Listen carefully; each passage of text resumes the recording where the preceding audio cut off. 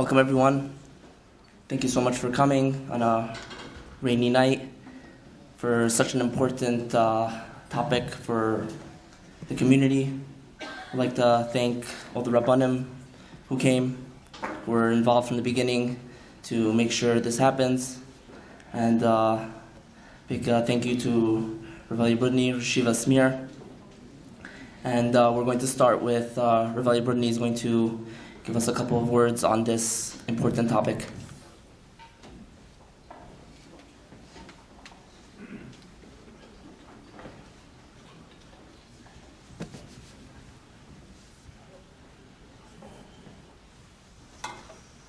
Shalom, Bruchim Abayim b'Shem Hashem.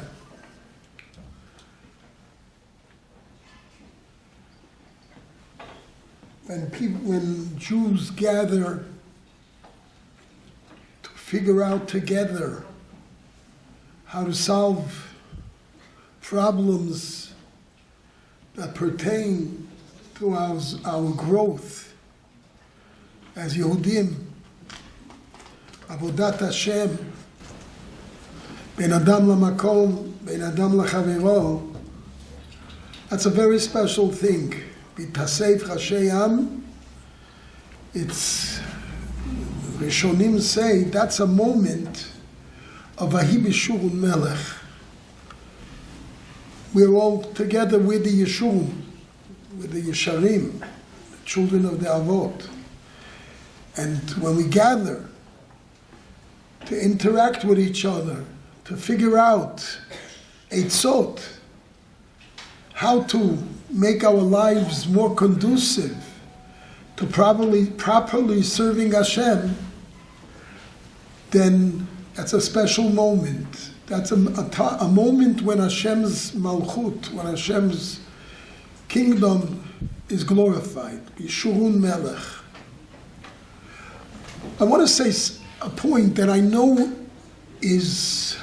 must be bothering many of you, especially the older generation. I see it. It was just a few years ago when I sat with Rabbi David Satan Shlita in Deal, New Jersey on a Friday afternoon to bring the concept of organizing a venue from which we could address in the community emotional health, mental health. It was like a new shocking thing. We had to beg the Rabbanim to show. And he remembers. And at that time it was very skeptical. But we had that meeting, the Rabbanim attended, they heard what we had to say, and they gave their trust in Rabbi Satan being able to produce this. And look, in the Syrian community, in the Sephardic community, it's extremely successful. It's saving so many families and lives and young people, and married and singles, men, women. It's just phenomenal. Today we're coming to the Persian community. And again, we're trying to bring the Persian community, and I'm sure there's a lot of skepticism in the older generation for the simple reason. A lot of the older community remember the old country. It wasn't easy to live in Persia. It wasn't easy, especially as the walls were caving in. And still, everybody was healthy, and everybody that left was healthy mentally, emotionally. It's a whole foreign item. And here we're coming, identifying a need for emotional help, for intervention. It's something new. In the old country, no one heard of it. And I want to say a very plausible explanation. The Ramban says that the two most vital beliefs that the Jewish people have to believe in is to internalize and fully believe Yetziat Mitzrayim, the miracles that transpired when Hashem took us out of Egypt after 210 years of bondage, the Esem Makot, Kriyat Yam Suf. But it's not we're supposed to believe it as a prophecy. He brings that the Pesukim teach us that we're witnesses. The Jewish people are witnesses to the Yetziat Mitzrayim, to leaving Egypt. Same thing with the Torah. When HaKadosh Baruch Hu gave us the Torah in Har Sinai 3,300 years ago. But throughout the entire generations, all these thousands of years, generation after generation were witnesses. And he explains the power of Jewish family. The power of a Jewish family. The implicit trust that Jewish children have in their parents. And parents kept on giving over, transmitting from generation to generation the truth of our history, the truth that we went out of Mitzrayim, the truth that we received the Torah, and that didn't budge. He says, children implicitly believe that their parents, whatever they tell them, is the truth. And you lived in Persia 1,000 years or more. Beautiful, unextended. You lived there the same way. A family, a patriarch, a grandparent, a great-grandparent, a parent, an older sibling. The healthiest family situation. And the same thing in the Sephardic community. When they were in the old country, for sure. But even here in America, when I came to this neighborhood almost 60 years ago, you saw generations. Many of them at the time were a little weak in observance. But the family structure, a white-haired grandpa, a gray-haired, 4 generations, you can see them walking to synagogue on a Chag, on a Shabbat. The family structure. And that breeds health. Children are secure. Children are healthy. They trust their parents. They know their parents only care for their benefit. And that's why the American confusion, the confusion of American society, the insecurity of American society, in these old communities did not creep in. But Rabotai, it's not the same anymore. We're here from if I remember correctly, when the Ayatollah Yamach Shimon took over Persia and the Jews were sent out overnight. It's over 40 years now. If I remember correctly, it was 1980 when that happened. That's 44 years ago.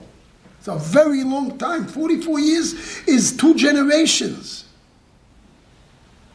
Kids are growing up here.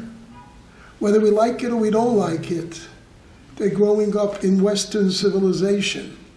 With all the metach, with all the confusion, with all the shkarim. And then the kids have smartphones. They have the internet. Even if we don't like it, they're mi'urav. What does internet mean? If you ever heard of a president in America, his name was President Clinton. Whoever remembers, President Clinton said the internet is the best thing in the world. You know why? Because it takes the whole world and turns it into a little village, a global village. That means when a goy on the other side of the ocean does disgusting things, and I'm sitting and eating popcorn in my living room, I'm watching, and I see it. Nothing is going to stop it. The values are creeping in. Our kids work in Manhattan. Our kids go to school. Our kids go to after yeshiva. They go to what's it called, public colleges, or they go to these places. It's not the same, and it's showing. Problems that did not exist 40 years ago when we came to this country, because we were solid. We lived for 1,000 years. The rabbi was a rabbi, the grandpa was a grandpa, the daddy was a daddy, and that's how we lived. Goyim don't live like that. And even in America, all the assimilated Jews that are not, that forgot what it means to be a Jew, they also don't live like that. And that creeped into every single community. It crept into the Ashkenazim first, to the Syrians and the Sephardim second, and it also crept into the Persian community. And that's why the tzaddikim, whether it was Rabbi Balanes Shalita, Rabbi Benny Balanes, Rabbi David Sutton, and all the other tzaddikim that I don't know their names here, all got together and said, we have to do something for our children. We have to do something for our families. We have to intervene. And that's why we're here tonight. There's nothing to be embarrassed. If a person, chas v'shalom, has an accident and they dislocate their arm and they break their arm, they set it in a cast for 3 weeks or 6 weeks, and he comes home, he can't pick up his hand. So what do? It's a thing called physical therapy. It's a big business. All the Russians are doing it. So physical therapy, it's a lot of money there because the government pays. And the physical therapy, and then after 3 months of physical therapy, you get your usage back. Therapy is a good thing for those who need it. Nothing to be embarrassed about. Social workers, psychologists, chas v'shalom, once in a while we even need a doctor or a psychiatrist to give medicine. That's reality. It may not have been reality in Shiraz. It may not have been the reality in the old country. But Rabotai, it's the reality in this country. Chizku v'nischatzka. Chizku v'yimtzu. Let's undertake this mitzvah. Let's do it with enthusiasm. Let us have siyata d'shmaya. And we should all say, Yehi ratzon, shetishre shechina b'maseh yadeinu. Thank you.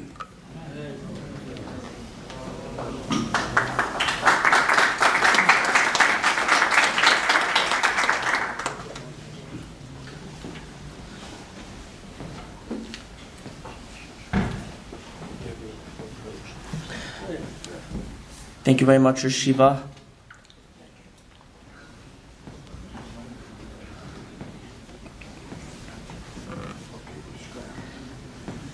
Next, we are honored to have in our midst Rav David Sutton, Rabbi of Yad Yosef Torah Center, as well as co-founder of Simha, Sephardic Initiative for Mental Health Awareness.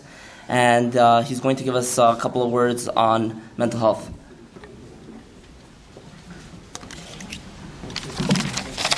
Shut the Rabbanim. Quite an impressive crowd here tonight. And I want to start with a question. Rav Elia Brundi mentioned that when we started Simcha and we started our awareness 2.5 years ago in the summertime, we invited all the rabbis of the community. And the question is, we should really have all the doctors of the community here. Why are we having all the rabbis of the community here? If we were having a cancer awareness event, we would have all the doctors sitting here and telling you to go for early testing. Why is it that when it comes to mental health, we have rabbis sitting at the dais? I'm going to give you 2 explanations. Reason number 1 is, in speaking to the rabbis here, I saw it firsthand. They're the first responders. You're not going to hear about it. There are people in this room that I know that have gone to Simcha. There are people in the community that are already using it. And I see their parents or grandparents might be in the room. They don't even know about it. They're not going to tell you about it. Who do they tell when they have a problem? They go to their rabbi. And the rabbis of the community are seeing that the problems are progressing. And therefore, they're concerns for the community. So the rabbis as first responders are the ones that are looking to try to help their community, which is a beautiful thing. That's number one. Number two is, like Rav Elia Brundi said, and we are seeing this in any community we go to, people are skeptical. People are skeptical. They think, if I'm sad, so I'll talk to my rabbi, I'll get chizuk. If I'm anxious, if I'm nervous, I'll learn about bitachon. What do I need? A secular therapist, someone that went to college to help me. I'll tell you, believe in Hashem and stop. What are you worried about? What are you getting so nervous about? And rabbis understand that it's not so simple. Like Rav Elia Brundi said, a mental illness is no different than a physical illness. And just like religious people have kidney stones, and religious people have clogged arteries, and it's not a stira, it's not a contradiction to being a religious good Jew, that's just an illness. Religious people get depressed, religious people have anxiety, religious people have mental illness, and it's okay. It doesn't mean there's anything wrong with your emunah and your bitachon or anything else, or your simchat hachayim. It's a disease. And being that the rabbis understand that, they're here to give their backing, so to say, that it's okay. I heard a great line once that mental illness is cancer of the soul. Lahavdil, both a chas v'shalom, a person could have cancer of the body, they have a growth, lo alenu, and mental illness is cancer of the soul. It's a cancer, but you don't see it. There's no tests. And that's what makes it more difficult. I had somebody in our organization, a man that had 2 daughters-in-law. One of them had a severe mental illness, and she was in a mental hospital. She had tried to commit suicide twice. And another daughter-in-law, Elenu, had a brain tumor. And the daughter-in-law that was in the mental hospital said she wished she had a brain tumor. Why? When someone has a brain tumor, Chai Lifeline comes. They send people to the house to help. The people take care of the children.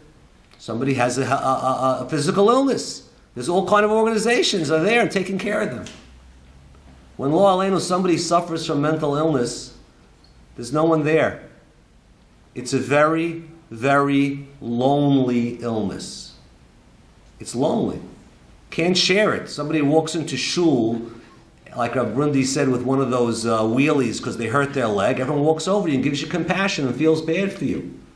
If someone's suffering from severe OCD and they have to take 20 showers a day, and it takes them 2 hours to get out of the house in the morning because they don't feel clean, they're not telling anybody about it. It's a suffering that they're suffering alone. And that's one of the reasons why I started with some like-minded people, the organization of Simha, because I saw in our community, I saw someone close to me that was for many years suffering with a family member that had a mental illness, and he didn't share with anybody. He didn't know where to go. He didn't know who to speak to. You could say, you have a good doctor, you have a good, have a bad knee, you have a good doctor. Oh yeah, I know so-and-so went to the foot doctor. You have a good pediatrician? Yeah, go to doctor this and this. No one's going to someone in shul and say, I'm suffering from anxiety. You have any good doctors for me to go to? You have any good therapists? People don't share those things. And they walk around and they suffer alone. And the goal of Simcha, you'll see these pamphlets, is to create a safe, confidential spot where somebody who's having a struggle, Dr. Mandelbaum, who's our chief clinical officer and director, will share with you exactly what the process is and what to look for. But when you have a problem, there's a confidential line to call. You call up, either you leave a message, you send an email, And a sweet lady will either pick up the phone, talk to you. She's a mental health professional. She asks you a few questions. She hopefully schedules you an appointment within 24 to 48 hours. And you're sitting in front of a professional. No charge for the assessment. We give what's called a clinical assessment. We spend anywhere between 45 minutes to maybe even 2 hours sometimes to figure out what's going on with you, with your child, with your mother, whoever it may be. And we try to get you a referral, a person that matches. And again, you can't say, well, you know what, my sister had to use this therapist, maybe I'll try that therapist. It's a very complex world out there. There's social workers, there's psychologists, there's psychiatrists, there's LMHCs, LCSWs, there's all kind of people out there. There's life coaches. It takes a lot of professionalism to navigate and to get you to the right person. The rabbis are also on the ground. They know the right people cost money. And Rabbi Suleimani just keeps on nudging me. We got to raise tonight money. So that if people come, of course we try to get therapists that your insurance covers, but sometimes there's a month wait, there's a 2-month wait. What happens if someone needs a psychiatrist immediately? First appointment costs $900. Where's the money coming from? That's also bothering your rabbis. They're being very practical about this. They want to make sure you get the best health care. They want to make sure that someone's going to pay for it. And they're really concerned for the well-being of the community. And it's really something to be very proud of, that they're recognizing the need, and they've been working on this for quite a few weeks, maybe months, 2 or 3 meetings, met with Rav Brundi, discussing and working out what the right way to do this is.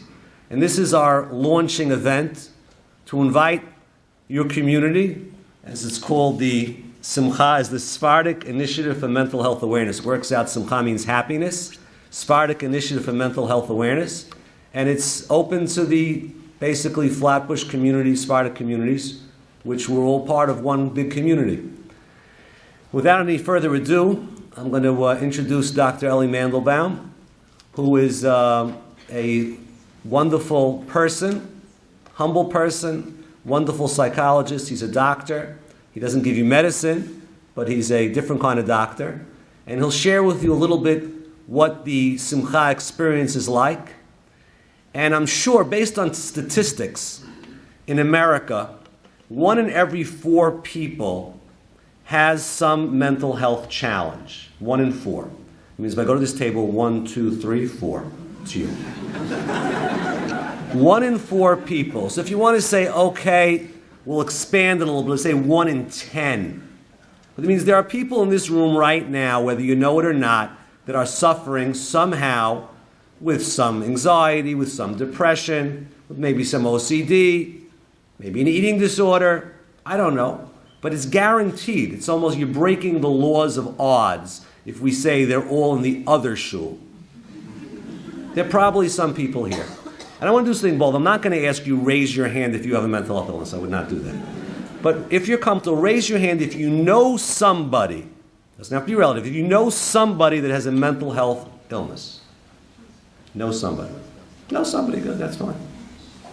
Wonderful. So that means, and if you're not raising your hand, it's just because you know the person, you just don't have a mental health illness. So it's a real issue, it's a real problem. It's something that we have to tackle. And Bezrat Hashem, we'll hear from Dr. Mandelbaum, and we will continue.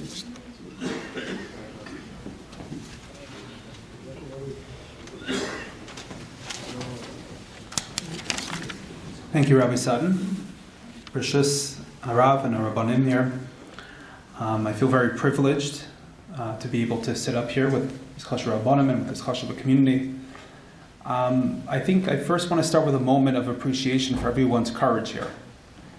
This is something new. This is something different. And as Rabbi David Sutton eloquently said, it's something that people don't often want to tackle. We're doing something new. You're doing something new. And I really appreciate the courage that everyone has in coming out here and seeing that this is really a problem. This is really an issue. People are struggling. I want to talk about mental health. I was asked to, go through the different issues that people can experience, how to notice them, and it's a very large topic. The scope is so large. It's really hard to, do it justice tonight. But I will touch on it. But before we talk about mental health, the rabbi already alluded to, why we're talking about this, the importance of it. And so we're talking about some statistics. So the rabbi brought up that there's an argument is that between 1 in 4 and 1 in 5 people that have a mental health issue. There's also, if you add substance abuse, we're talking about addictions, the number rises about another 10%.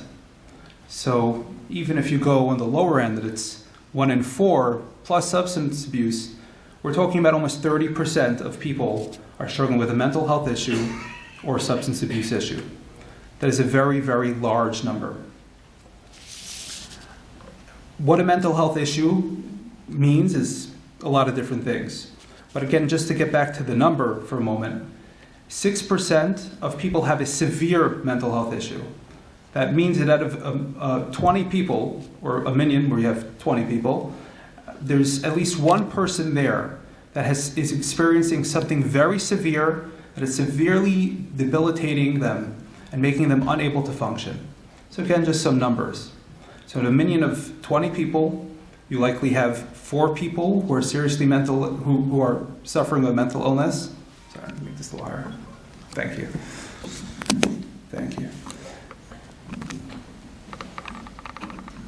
Okay. And you have at least one that is suffering significantly. So what is mental health? It's interesting, as I was preparing for this lecture, I was thinking about this question, and I realized it's not so easy to answer this question. And I think it's a little bit, as the rabbi said, because when we talk about physical health, when we talk about something like an arm or a leg, or even a brain, it's something we can see. It's something tangible, something we can look at, we can touch. When you're talking about mental health, it's a little bit more complicated. When someone struggles with mental health, or before they struggle, what mental health would be is how people experience their emotions, their feelings, their thoughts, and their relationships. That's sort of the broad definition. So again, it's hard to sort of, sink our teeth into what that means. So I guess if you can think about it like this. If you have a car, right, the body is maybe our body. Maybe the engine is the neshama. The nefesh, we can call it the nefesh, the mental health, is the thing that presses the pedal. When you have people who have capabilities, who have opportunities, they have milas, they have a lot of wonderful qualities that they should be able to succeed, but they're not succeeding, what's getting in the way is likely mental health. So mental health is the ability to make the most of what we have. It's the ability to use our relationships, our positive qualities in ways that can enhance our life. Now you can't see mental health. I'll give you one example where you could see mental health. It's me right here. I'm sweating, I'm nervous. That's mental health.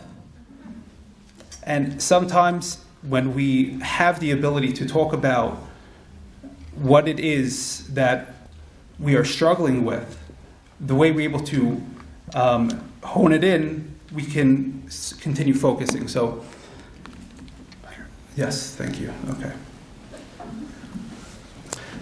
So, I want to talk a little bit more about, what a mental health issue is, because we spoke about mental health, but I want to talk a little bit more about what a mental health issue is. Thank you. So what are mental health disorders? So there are a number of different disorders that are most common. The biggest ones are anxiety and depression. So the rabbi asked before, if you know someone who has a mental health issue, raise your hand. I would say, if you know someone who is struggling with depression or anxiety, please raise your hand.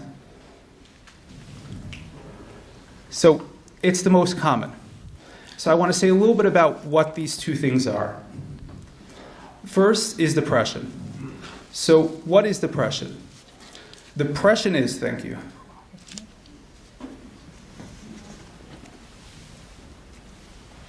Depression is when someone is experiencing a low mood, low energy. When we think about depression, we're often thinking about sadness. We're thinking about people who have lost cheshik, who have lost their liveliness, the spirit, their motivation, their ability to be successful and feel successful. It also refers to self-esteem. It's very commonly used. When people struggle with depression, we're talking about people who are capable, who have a lot of wonderful abilities and qualities, that something is just getting in the way. Sometimes so much that they're unable to do the things in their lives that they can do, they have the ability to do, to make them successful. In every mental health issue, there's a spectrum.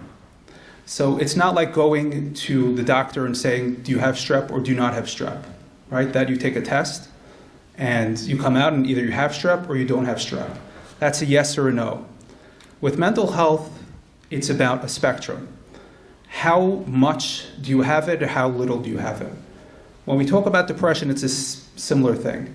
I'm talking about any mental health issue, it's a similar thing. There is a spectrum. So with depression, there are some people, or many people, who can be experiencing depression, but they're actually able to cope with it. They may not be the happiest. When you ask them how they're doing, they'll say, okay. First, the most common answer is Baruch Hashem, right? And I love that line. I once said that to a colleague, a non-Jewish colleague. I said, I said, thank God. And they said, thank God what? Baruch Hashem what? Well, I'm not going to get into the religious piece of it, but sometimes people say Baruch Hashem when things are really not going so well. And that's also Baruch Hashem. But when people are struggling, and sometimes with the low-level depression, we don't always see it, we don't always know it. We just might notice that they're not being as successful as they could be. They don't have maybe that jump in their step, that, the cheshik, the smile that we typically would see. That might be a low-level depression. Sometimes we have more severe depression, where it impacts people in such ways that they're unable to function. And some things you might see, you might notice. Are they sleeping more? Are they all of a sudden not brushing their teeth as much? Is there a lot of clutter in their house? That's not, to me, I don't mean to say if you have clutter in your house, you're depressed. I know it's not easy. But it is something where you start to notice that their ability to function in the ways that they really are capable of is something is getting in the way. Something is holding them back. They're feeling down. Another very common way of thinking about any mental health issue of when it is impacting people or not is how they have relationships. So relationships are a very, very good indication of someone's mental health. People who have mental health and good mental health are often with other people. Their relationships are strong. They enjoy going to events, to simchas. They enjoy going to shul. These are positive experiences for them. When people start pulling away, when people start withdrawing, this is often an indication that something is not going well in their life, that something doesn't feel right.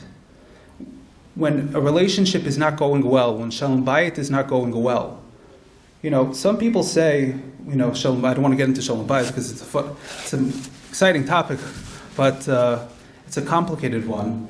And maybe not necessarily a mental health issue. But when you see someone has shalom bayit problems, the first question we ask is, how are they doing as a person? How are they doing as an individual? Because when people are doing well, when people are feeling good about themselves, then they're in a much better position to have happy relationships. If we are seeing someone who has an unhappy relationship, we start to wonder what is happening for them internally. What is happening for them individually? When we are at our best selves, when we are happy, when we are feeling good, we are better at everything. Everything. We're better parents, we're better spouses, we're better friends, we're better employees, we're better Jews. we can serve Hashem better. So when we're not operating in that way, we start to wonder, what is getting in the way? Am I not feeling good about myself? Am I feeling down? Do I feel like people like me? Do I feel good at business? These are the types of questions we start asking ourselves. And you hear this line a lot. And to me, it's a line that's common, normal, but when someone tells me this, I want to know more. Someone says, I'm my biggest critic. I say, wow, that's tough. At least if it was your mother-in-law, you only see your son at the time, right? But all the time, yourself, you're your biggest critic? That's tough. Especially if the critic inside of you is really, really, really critical. That means living with yourself all the time and putting yourself down and feeling upset and unhappy. That's really tough.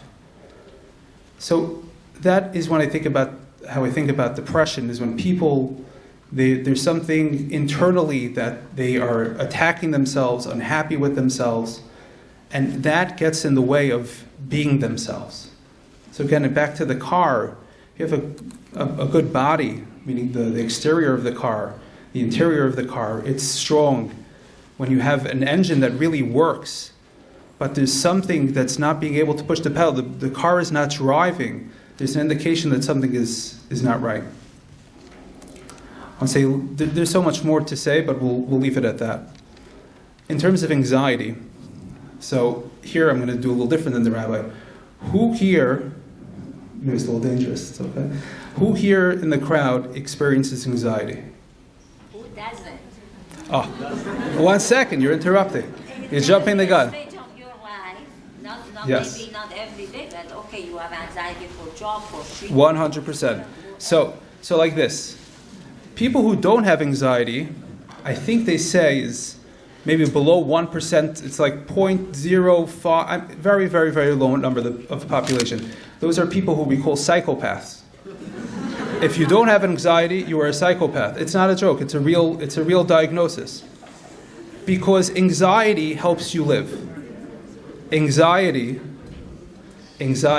is something that more and more studies they do in psychology, they do of the brain. Anxiety is a flight or flight response that we have in the body. It's something that comes from the brain.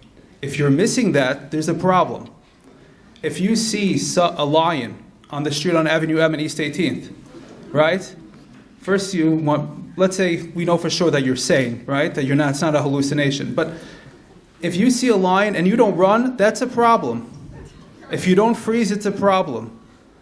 Because we all built to survive. That is how Hashem made us. He made our body that way. And if we didn't have that, we didn't have the fear that something could go wrong in situations where things are scary, then we wouldn't be able to survive. So that's anxiety. We all have it, 100%, I think, right? No psychopaths. So the question is, when does something become an anxiety disorder? When does it become too much? So this is a good question. And again, just like we're talking about depression, there is no strep test. I can't put something in your mouth and tell you 2 minutes or 1 minute later or 30 seconds later whether you have anxiety disorder or not. The way you determine anxiety disorder, again, similar to depression, is how does it impact the other areas of your life? You are a talented, smart, capable individual. You are married with a job. But for some reason, you are unable to be in your relationship the way that you can be in your relationship. You're unable to be close with your spouse in the ways that you could or have been in the past. You're unable to perform at your job in the ways that you have it before and then ways that you're capable of. You're unable to have the types of friendships and relationships that you could have because of who you are. And it's because you're worried. It's because you're nervous. When you think about anxiety, anxiety is the fear of the unknown. Most often it's about the future, sometimes it's about the past. But something will happen. Something bad, something dangerous, something no good. I can't go on a plane. I have to check out this pain I have to run to the doctor. I can't be in a group of friends because they don't really like me. And it's not so obvious. And I would say especially something we haven't really touched on because I'm looking at the crowd, I don't see any children. But I imagine many people here do have children. Is that anxiety, with kids is a little trickier. Because sometimes the kids are really good, right? Really smart kids, and they explain to you why they can't go and be with other kids.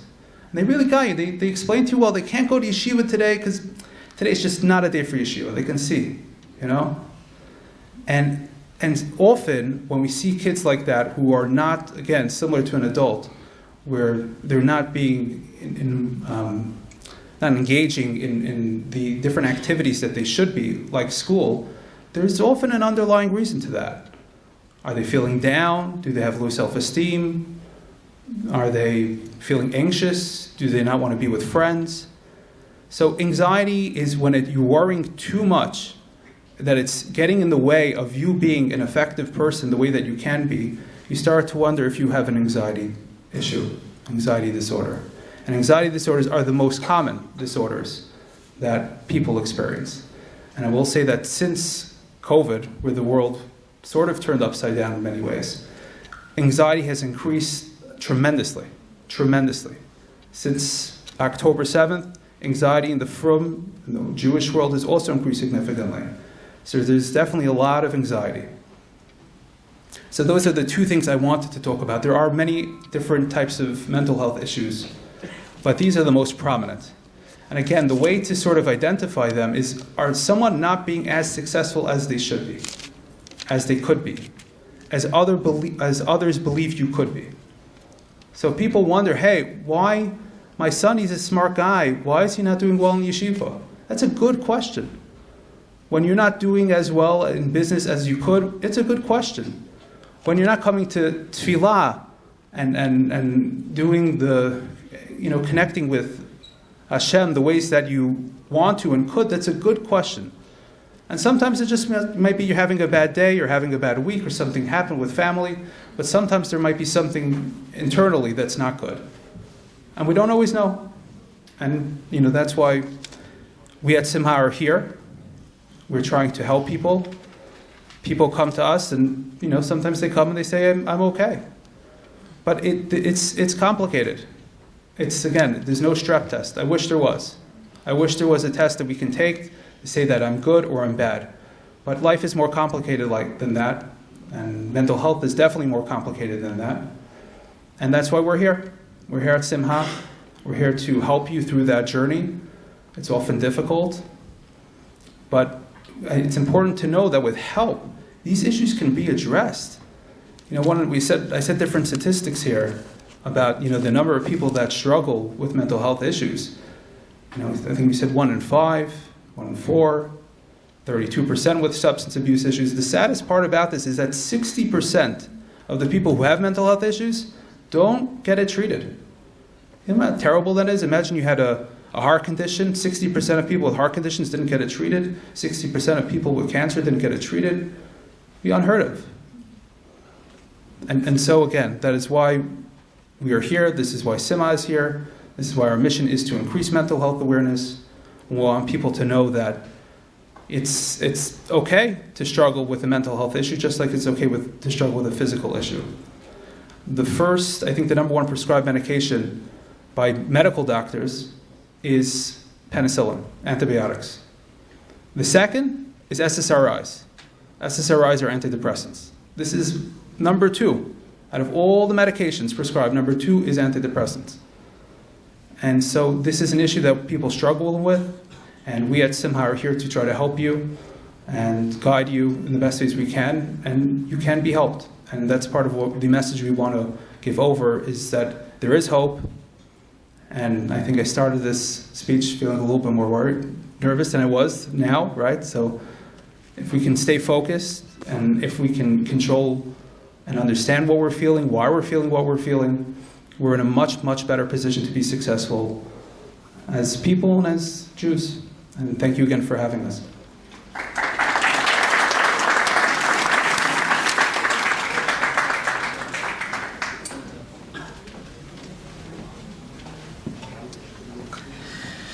Thank you, Rabbi Sutton. Thank you, Dr. Eli.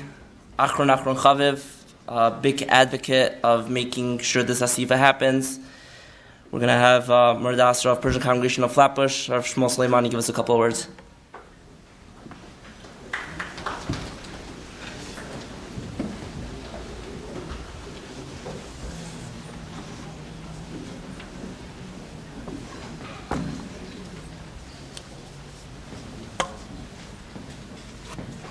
ברשות כבוד הרב, רבנים. Okay, we heard the professional side, and thank you, Dr. Sutton, Rabbi Sutton and Dr. Mendelbaum,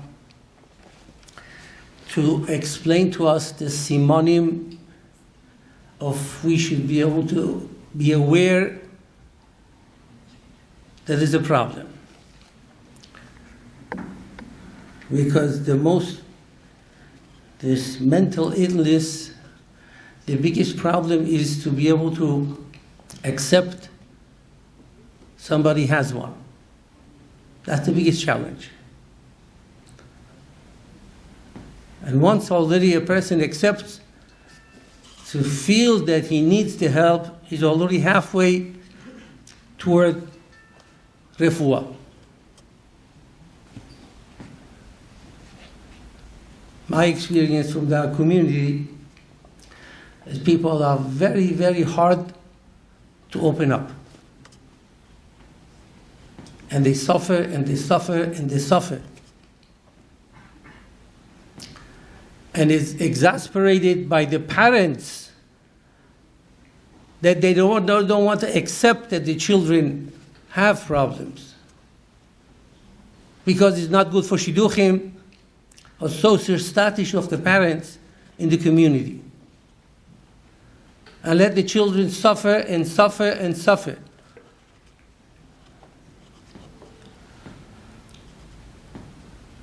We've dealt with parents that they go to mechubalim to ask all kind of berachot, and to go to the mikveh, and to read the Perek Shira Shirim, and let members of the family suffer. Until after is already the sickness already takes its toll on the person, he becomes disabilitated, he cannot function, then they come for seek help, which makes the remedy much, much, much harder. So we have these professional doctors, places that they opened. Simha is one of them. There's many of them. Relief organization, Hamudim organization, each one with social workers that standing by to take intakes. And please, the money should not stand in front of seeking help. Because the minute that you need to get help, if you don't get it with whatever price it is, you're putting yourself in a tremendous danger. Because a wood, you can bend it a little bit. You can bend it a little bit and it doesn't break. But once you get it to the point that you bend it too much, it's going to crack and it's not going to come back anymore. So I'm just going to talk on one point, not the medical. We heard the experts already. And I hope everybody is looking. In all the yeshivot I know, they have designated many avrechim that they go around and they train to be able to spot mental health issue on people, on students, and learning. The way they're learning, they're sitting, the way they're moving. They can already see that somebody has a problem and go and open up the subject and try to get them to go to help. We have to do the same. Baruch Hashem, our families are healthy. Not everybody is. You gotta keep your eyes open. And if you see somebody that needs help, Some people are dying, like the doctor was saying. They need somebody, a helping hand. Somebody to give a good, nice advice to bring them and share with their problem. And keep it confidential. And the biggest mitzvah, you're saving a life of somebody. Now, I just want to say, Rabbi Burtny said, in Iran we didn't have these problems. Here we have. Maybe we had it in Iran, but we pushed it under the rug. And people suffered the whole life with it. Here you can't do that. But to what I see, like these mental issues in two different parts. One is a mental sickness, and the second one is anxiety. Some of the anxiety, from what I see in our community, is self-inflicted. We bring this upon ourselves. What do I mean? The United States, America, the society is built on to be successful, to make money, to have all amenities right to your hand. You have the best house, the best kitchens, they have the best cars, you have the best vacations. Well, not everybody can do it.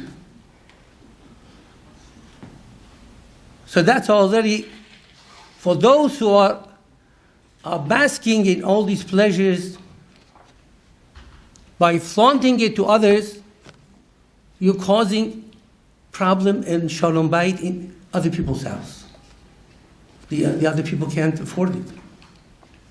Those kids cannot go to those camps that you can send your camps. I don't say you shouldn't send your camps. But I'm saying, you see, people compare themselves to the life here, not back in Iran. People not satisfied. Even people who are making good money, they're still not satisfied because I want to get more. I want to open the second and third store and fourth store. And that I'm going to mazniach. I let go of my wife, my children, my bond of the marriage. It becomes weak. And my experience is the families that are doing well, they have more shalom bayit problems and more anxiety problems in all avenues you look at it. The life becomes automatic. There is no relationship between the family because you don't spend time with the family. You're too busy. We're not like that in Iran. Our parents was the only thing in their life to come home to stay and spend time with their wife and children. Hardly we do this over here. Everybody's busy. And I want to look at one point that is very new in our community. The Shabbatot that we have Kiddushim in the shuls. I think this is one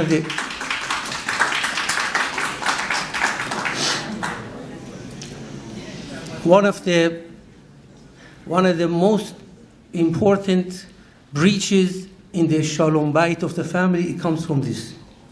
I'll explain to you why. When is the kiddush in the shul? Automatically the parent, the father, comes half an hour, 45 minutes later home. The men socialize with men. And often they drink l'chaim. The women, if they're here, the women socialize with each other. And the youth socializes with each other. And no adults allowed. And when they get home, everybody's full, nobody's hungry. The wife spends till 2 o'clock in the morning, Thursday night, to cook. Khale Bibi, this food and that food, everything goes to the garbage. No, I hear from people. People, they don't sit down to wash hands. The only ones you'll eat in this shul, you don't wash hands. There's no seudah already.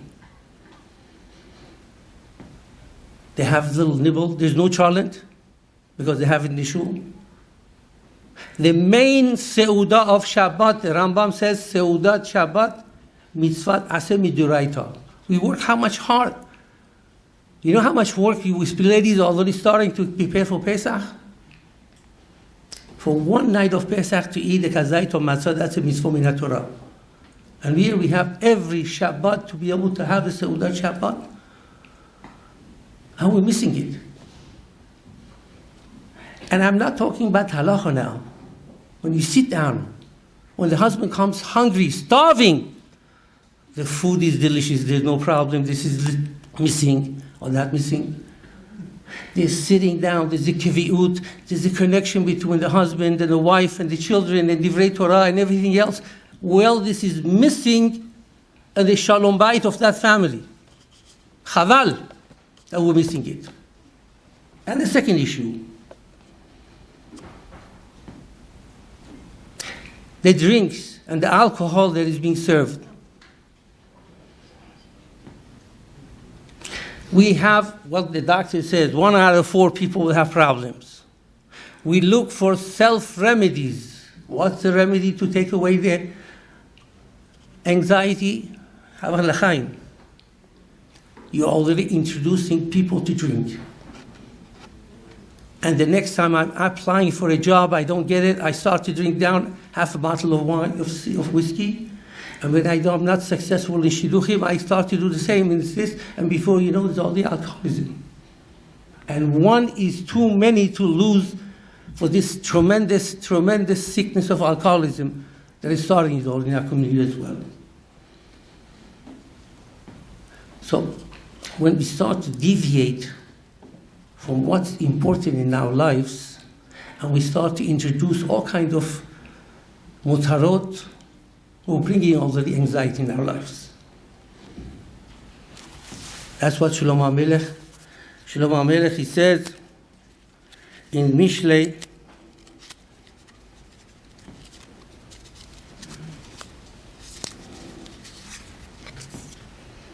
Tov pat chareva v'shalva ba.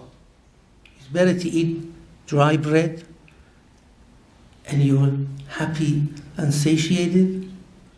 Mibayit male zivchei riv, in a house that is full of strife and fights, and you have the best. When we start to look to have all the pleasures and bringing chas v'sholom tensions in our families. Chachamim, they say, marbe nechasim, marbe de'aga. The word they use is a special word. It doesn't say marbe nechasim, more money, more wealth is more problems. The de'aga, worries. And worries are the ones who break down a person. We have to go be'emunah HaKadosh Baruch Hu, should be happy with what we have. Don't look at other people, and try to make the bonds in the family strong. That's one of the most strongest way to be able to bring a little bit ounce of prevention is better than a pound of cure. You don't want to go to these places, we have to make our family bond stronger and be involved with the family, with the wife, with the children. And take away all the other things that take away the attention from the family, and Be'ezrat Hashem, with the help of Torah Kedosha, with the help of Rabbanim and doctors that are here in Baruch Hashem, that we have this pleasure, these vital services to the community. You know how to find it, you be able to go look for it, and seek for it. Be'ezrat Hashem, after a short time, you'll be out, you'll be free, you'll be strong, Be'ezrat Hashem, to be able to continue be'beracha v'hatlacha, Be'ezrat Hashem, in all our families. Thank you.